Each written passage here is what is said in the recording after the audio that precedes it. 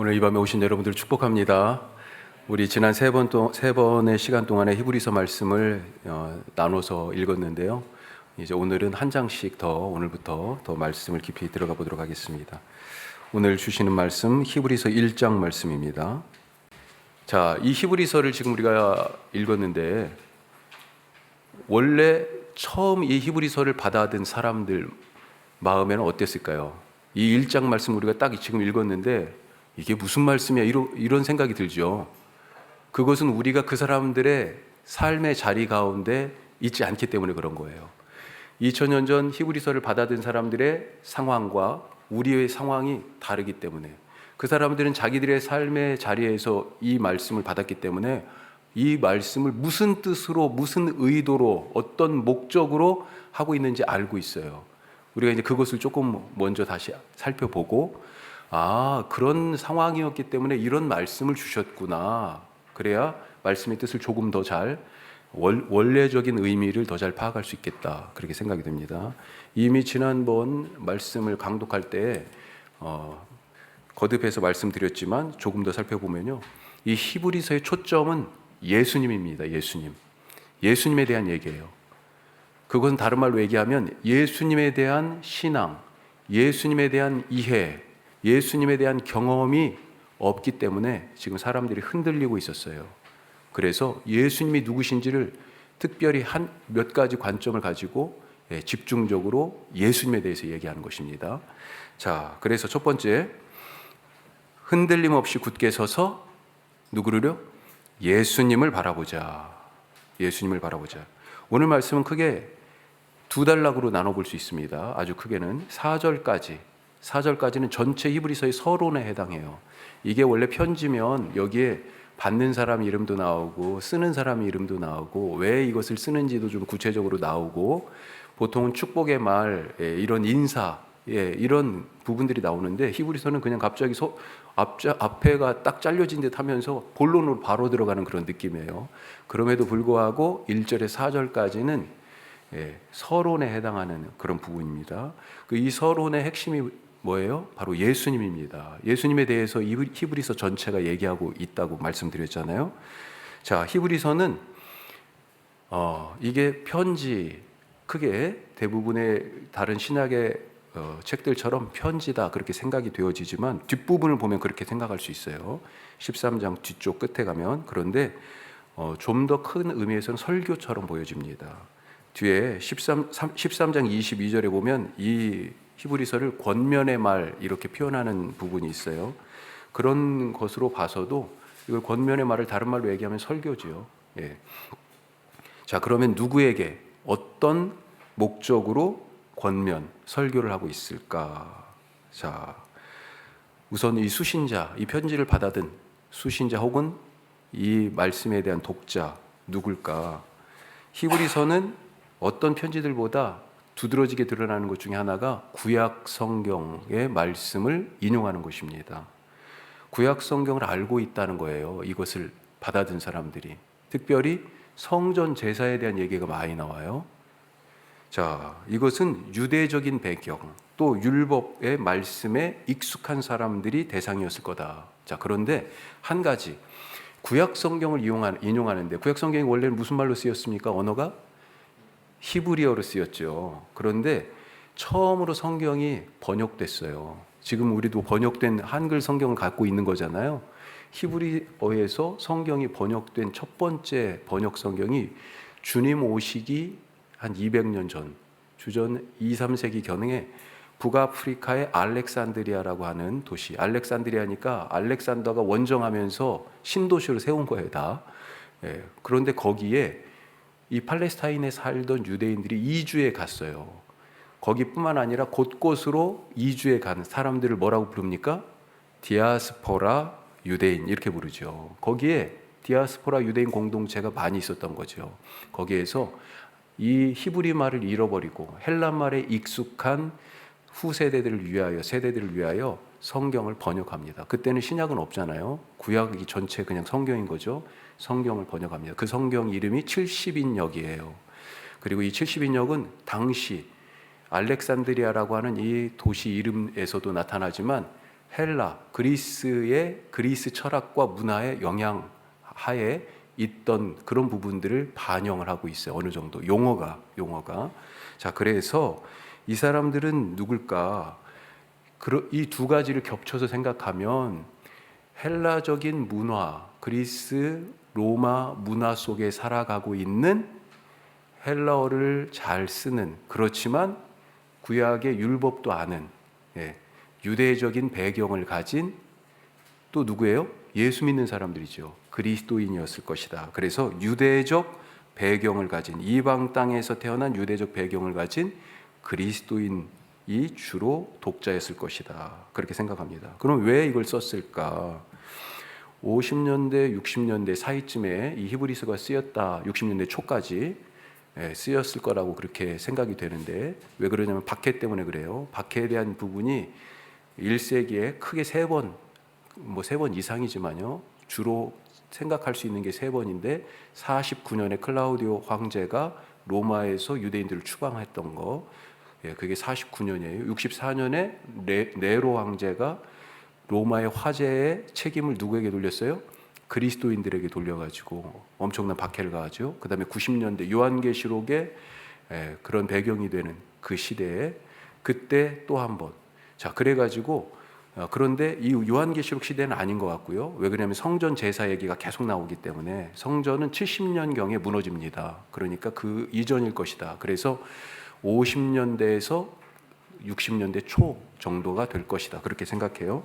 자, 그때 유대적 배경을 가진 그리스도인들에게 어떤 목적으로 가지고 이 편지를 썼을까? 3가지가 나오죠. 하나는 배교의 위험, 그것을 경계하고 교회를 떠나는 거죠, 사람들이. 여러 가지 이유가 있습니다. 좀 이따 살펴볼게요.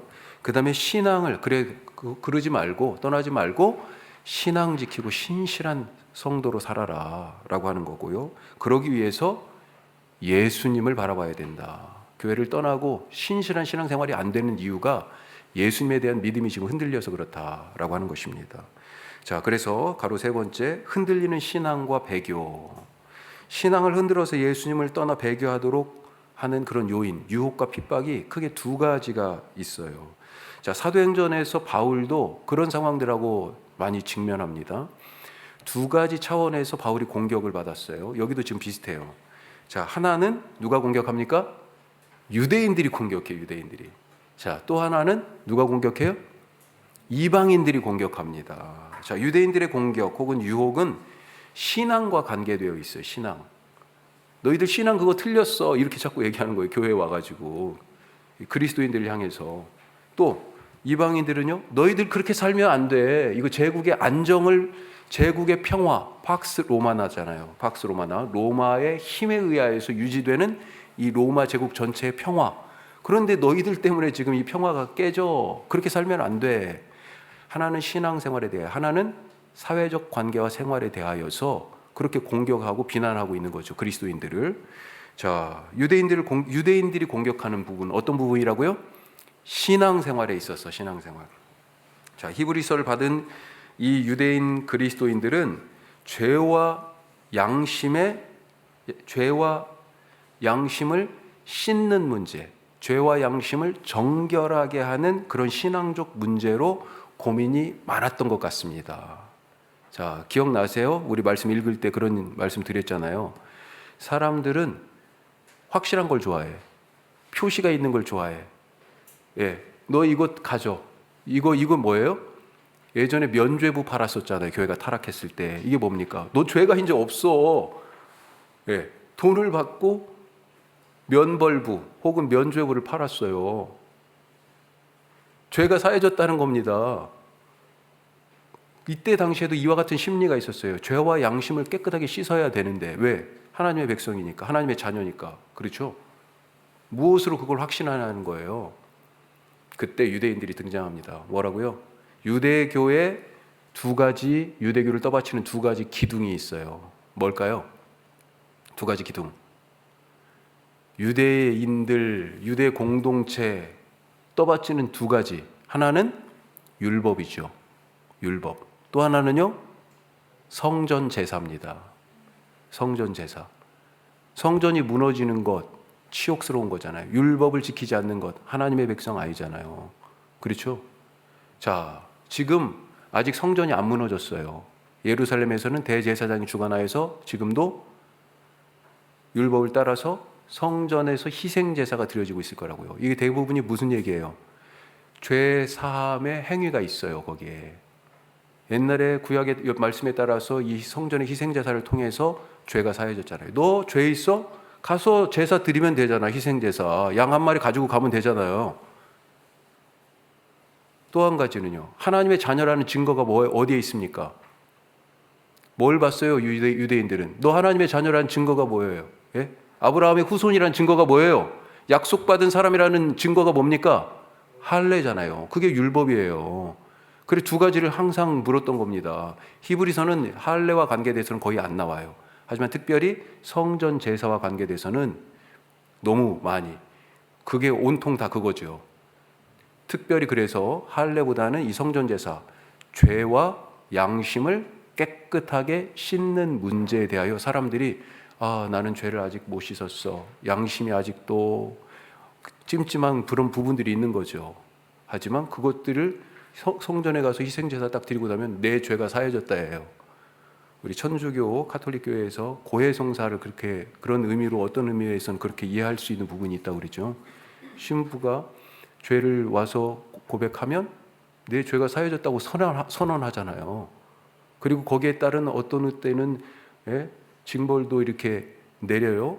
그러면 내가 선언도 듣고 죄값도 치렀으니 죄로부터 이제 자유하다라고 하는 증명서를 하나 받은 거예요. 증명서. 이 사람들이 유대적 배경을 갖고 있었기 때문에 바로 그와 같은 데 익숙해 있었는데요. 교회에 와서 신앙생활을 하면서 예수님의 죄사함에 대하여 처음에는 듣고 이해도 가고 믿어졌는데 시간이 점점 지날수록 이런 눈에 보이는 증명서 같은 게, 할례와 같은 그런 증명서 같은 게, 희생제사와 같은 눈에 보이는 퍼포먼스 같은 게 필요해졌다는 거예요. 그것들 때문에 죄와 양심을 씻는 문제에서 다시 옛날의 행위로 돌아갔다라고 하는 거예요. 그것 때문에 유대 그리스도인들이 유혹이 되었다. 자, 그런데 이런 주장들을 누가 하고 있어요? 유대주의자, 율법주의자. 유대인들이 기독교를, 교회를 공격하는 데 실체면 썼는데 교회 안에도 이런 유대적 율법을 중시하면서 하는 사람들이 교회 안에도 들어왔더라. 그래서 바울이 계속해서 교회 안에서 싸우는 부분들이 있잖아요. 바울의 편지들 보면 복음이냐 율법이냐 이런 얘기들을 계속하죠. 예? 은혜냐 행위냐 이런 얘기를 하죠.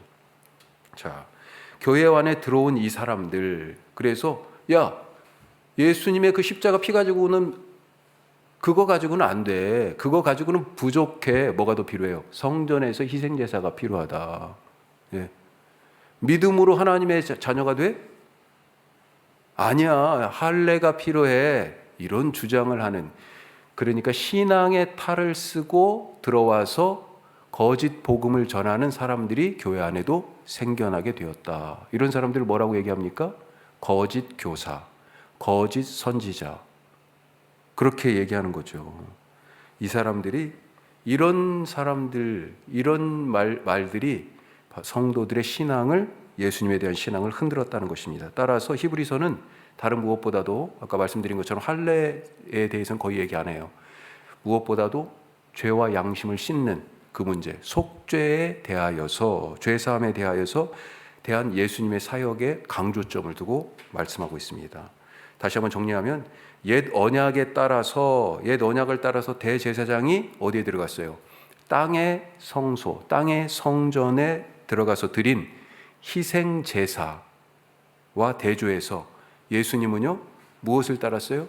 새 언약을 따라서 친히 하늘 성전의 대제사장이 되셔서 자기 몸을 희생 제사로 드리는, 그 드림으로, 옛날에는 어땠어요? 한 번 드리는 걸 끝났습니까? 아니죠. 매일 자주 드릴 수밖에 없었지만 예수님은 하늘 성소의 대제사장과 제물이 되셔서 드린 그 희생으로 모든 죄를 단번에 영원히 속죄하셨다라고 하는 것입니다. 자, 그게 바로 신앙에 대한 공격 하나였고요. 그것 때문에 흔들렸어요. 또 한 가지, 이방인들이 또 공격했어요. 교회를. 어떻게 해요? 사회생활. 너희들 그렇게 살면 안 돼. 제국의 평화를 깨쳐. 이 제국 안에서 살려면 다른 사람들하고 같은 방식으로 살아야지, 그 얘기입니다. 세상 질서에 순응하라고 강요하는 거죠. 자, 이방인들도 교회를 박해했습니다. 아까 말씀드린 것처럼 그런 황제들이 그런 국가의 공식적인 그런 박해도 있었지만요, 삶에서도 상당히 쉽지 않았을 거예요. 눈치 겁나게 봤을 겁니다. 자, 히브리서 10장 32절 33절 말씀 거기 써 있죠? 같이 한번 읽어보겠습니다. 전날 너희가 빛을 받은 후에 고난의 큰 싸움을 견뎌낸 것을 생각하라. 혹은 비방과 환난으로서 사람에게 구경거리가 되고, 혹은 이런 형편에 있는 자들과 사귀는 자가 되었으니. 고난의 큰 싸움이 있었어요. 물론 12장 4절에 보면 아직 피 흘리기까지는 그렇게 너희가 하지는 않았지, 그런 말도 있긴 합니다. 그래서 네로 황제 박해 바로 직전 그 정도쯤까지이지 않을까, 이 히브리서가 쓰여진 때가 그렇게까지 생각하는데, 하여튼 뒤쪽에 믿음장 11장 35절 이후에 보면 박해의 또 심각한 부분들이 사실 또 나오기도 해요. 그러니까 어느 정도다라고 이렇게 딱 꼬집어서 얘기하기는 어렵지만, 하여튼 박해 직면에 있는 그런 상황 속이에요. 자, 그리스도인들이 이런 상황 속에서 흔들린 이유 중에 하나는, 지난번에도 말씀드렸지만, 로마 치하에서 다른 민족들의 종교는 다 합법 종교예요. 유대인들은 뭘 믿었어요? 유대인들은 그래서 유대교잖아요. 유대교, 구약 성경을 따라서 유대교가 로마 당국에게 있어서는 합법 종교예요. 왜 합법 종교예요? 빌라도하고 대제사장하고 한 편 먹고서나 예수님을 십자가에 달았잖아요. 죽였잖아요. 대제사장이 있었어요. 인정했어요. 성전에서 제사가 그때도 드려졌어요. 로마 통치에 예루살렘에 가이사라에 총독 본부가 있었습니다. 그리고 예루살렘에 지금 왔잖아요. 6월절 명절 맞아가지고 폭동이 날까봐. 그런데 이 예루살렘에서는 대제사장이 지금 왕처럼 막 노릇하는 거죠. 종교가 인정받았습니다. 합법 종교였어요. 왜? 모든 민족, 로마가 점령한 모든 땅의 민족들을 자기들이 섬기는 신 그대로 다 섬기라고 했어요. 너희들이 제국의 평화와 안정을 끼치지 않는 범위에서 다 용인한 거예요. 그게 그들을 통치하는 데 유용하기 때문에. 그런데 기독교는요, 불법 종교예요. 그래서 박해하는 거죠. 그래서 탄압하는 것입니다. 그렇게 살면 안 된다고 하는 거예요. 더군다나 예수님을 뭐라고 고백해요? 왕이라고 고백하죠. 새로운 왕. 그래서 예수님이 돌아가실 때 제목이 뭐예요? 유대인의 왕이라고 반역죄로 죽으신 겁니다. 예. 자, 이것이 기독교가 교회의 신자가 된다는 것은 불법, 로마 당국에서 인정하지 않은 불법 행위를 하는 것과 다름없었습니다. 이것이 사회생활 전반의 장애 요인이 됐었다. 항상 그런 건 아니지만 문제를 삼으면 되는 거였어요. 자, 이런 반대와 유혹과 또 이런 박해, 그런 여러 가지 조건들 속에서 배교하는 자들이, 교회를 떠나는 자들이 생겨났다는 것입니다. 이런 위험을 경계하고 흔들림 없는 신실한 신앙생활을 해야 되는데, 그 핵심이 예수님이다라고 하는 것입니다. 우리는 어떻습니까? 늘 배교의 위험에 있지 않습니까? 그때는 배교하기 쉬운 때였고 지금은 어려운, 배교의 압력이 높은 때였고 지금은 그렇지 않아요? 어찌 보면 지금이 훨씬 더 예수님을 배신하기가 쉬운 때 아닙니까? 요즘 과학의 시대에, 요즘 돈 있으면 다 하는 시대에, 요즘 아프면 병원 가면 되잖아요. 누가 예수님한테 교회 와서 요즘 누가 목사님 기도해 주세요 이렇게 얘기하는 분 많지 않죠. 저희도 아프면 빨리 병원 가세요 그렇게 얘기합니다. 병원 가셔야지. 지금이 훨씬 더 배교하기 쉬운 그런 시대를 살아가고 있어요. 세상은 자주 우리에게 새로운 구원자를 보여주면서 유혹합니다. 예수님보다 훨씬 더 힘있고 지혜 있다는 것, 우리의 생활을 더 편리하고 더 윤택하게 해줄 그런 새로운 구원자, 새롭게 우리 삶을 돌보는 그런 것들을 계속 제공해요. 여기 있어야 평안해. 이걸 의지해야 네 삶이 나아져. 뭐 그런 얘기들을 자꾸 하지 않습니까? 뭐 너무 쉬운 얘기지만 예를 들면 재물이 그렇잖아요. 재물이 눈에 잡히고 눈에 보이고 손에 잡히는 그런 실질적인 도움을 그것을 통하여 얻을 수 있기 때문에 유혹을 받아요. 그래서 말씀을 거스리고 양심에 반하여 살라고 손짓하는데 우리도 어떤 때는 막 따라가고 있죠. 자, 그러면 어떻게 해야 이 배교의 유혹을 이기고 신실한 신앙생활을 할 수 있을까? 다시 말씀드리지만 예수님이에요. 예수님. 해답은 예수님에게 있다. 예수님에 대한 분명한 신앙의 고백과 예수님이 나를 얼만큼 사랑하시는지 삶에서 경험하지 못한다면 예수님을 떠날 수밖에 없어요. 떠나게 돼 있어요. 예수님이 더 이상 귀하지 않아요. 늘 그런 고백으로 살아가실 수 있기를 간절히 바랍니다. 그런데 나에게 그런 고백이 있어요, 지금? 없는 것 같으면 어떻게 해야 돼요? 그런 고백의 믿음을 주시도록 기도해야죠. 믿음은 내가 얻겠다고 해서 얻는 게 아니고요. 하나님이 주시는 은혜잖아요. 그렇죠? 오늘 기도하실 때 그런 기도하실 수 있기를 간절히 바랍니다. 자, 두 번째, 아들을 통하여 계시하신 하나님. 아들을 통하여 계시하셨다. 자, 아들을 통하여 계시하셨어요. 오늘 크게 두 단락으로 나눌 수 있다고 그랬죠. 1절에서 4절. 아들을 통하여 말씀하신 하나님에 대하여서 지금 말하고 있습니다. 자, 옛적에는 어땠어요? 같이 한번 다시 읽어보죠. 1절 말씀, 1절입니다. 옛적에 선지자들을 통하여 계속해서 이 모든 날 마지막에는 아들을 통하여 우리에게 말씀하셨으니. 아멘. 자, 대조에서 나오죠. 옛날에는, 그리고 마지막 날에는, 과거에는, 그리고 지금 종말, 마지막 날, 종말, 이때에는, 지금은 그런 거죠. 자, 옛날에는요, 선지자들을 통하여 말씀하셨지만 종말에, 마지막 때는 누구를 통하여? 아들을 통하여 말씀하신다 그랬습니다. 그런데 어떻습니까? 지금 하나님이 나를 통하여서 말씀해, 이렇게 주장하는 사람들이 여기저기 있지 않아요? 그리스도다, 내가 바로 그 아들이다, 아니 심지어는 예수님에게서 다 이루어지지 않았기 때문에 내가 왔다, 이렇게까지 주장하는 이단들이 있습니다. 예. 자, 아들을 통하여 말씀하셨는데 아들을 통하여 말씀하시면서 하신 일을 뒤에 더 자세하게 살펴보겠는데 5절부터 아들이 누구신지, 아들의 역할과 아들의 일 다 살펴보겠는데 오늘은 여기 4절까지만 살펴보겠습니다. 자, 그것을 크게 둘로 나눠보면 아들을 통하여 말씀하심으로 하나님이 하신 두 가지 일, 무엇일까요? 자, 우리가 2절 앞부분까지 읽었어요. 옛날에는 선지자를 통하여 말씀하셨고 이 마지막 때는 아들을 통하여 이제 말씀하셨다.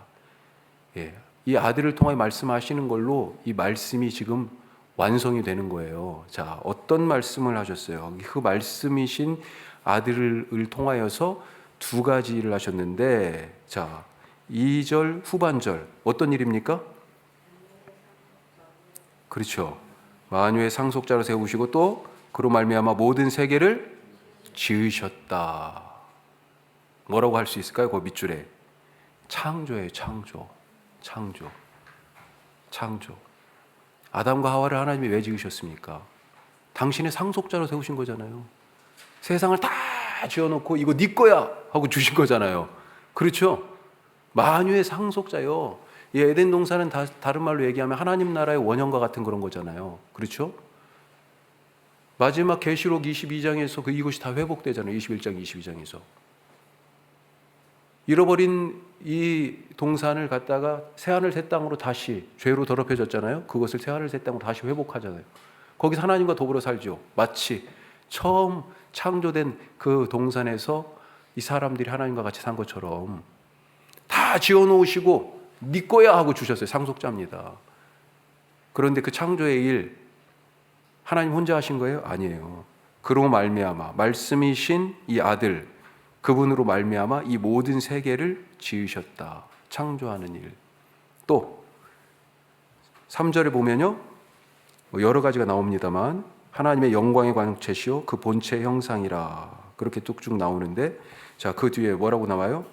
그의 능력의 말씀으로 만물을 붙드시며 또요 죄를 정결하게 하시는 일을 하시고, 죄를 정결하게 하셨다. 이건 다른 말로 무엇입니까? 구원이죠, 구원. 지금 이 사람들의 가장 큰 문제 중에 하나가 뭐예요? 예수님을 떠나는 이유 중에 하나가 증명서, 죄 없음에 대한 증명서. 그런데 그 일을 누가 하셨다고요? 죄를 정결하게 하시는 일을 예수님이 하셨다는 겁니다. 하나님의 일을 다 요약해서 얘기하면 뭐예요? 구약은 창조하시는 하나님이고요, 신약 예수님은요 구원하시는 하나님이잖아요. 그런데 구원을 다른 말로 얘기하면 새로운 창조잖아요. 너희는 그러므로 누구든지 그리스도 예수 안에 있으면 새롭게 지어진 창조물이다, 피조물이다.